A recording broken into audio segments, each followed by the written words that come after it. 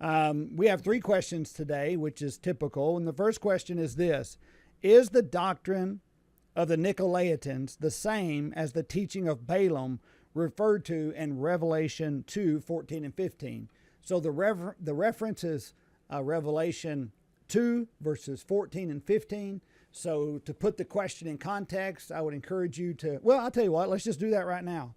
Revelation 2.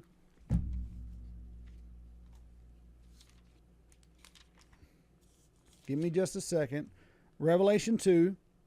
It says, verse 14. He says, "But I have a few things against you. You have some there who hold to the teaching of Balaam, who taught Balak to put a stumbling block before the sons of Israel, so that they might eat food sacrificed to idols and practice sexual immorality. So also you have some who hold to the teaching of the Nicolaitans." Okay, so your question is are these two things the same? Well, let's talk about what the teaching of Balaam is. First of all, this is really, to get a reference behind this, you have to go to the book of Numbers.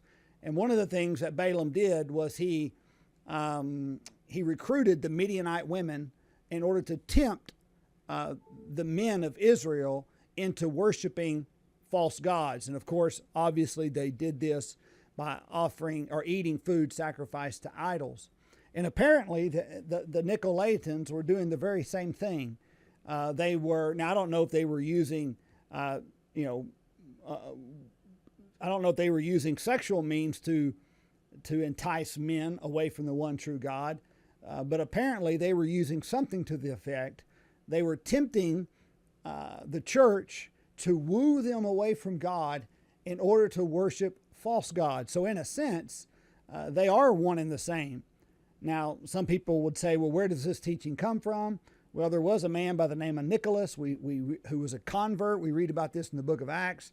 And then later he denied the faith or was pulled away into Gnosticism and committed an act of apostasy. It's possible that he is the one behind this false teaching. I don't know that for sure, nor do other scholars. It's only a speculation. But I do see a tie between those two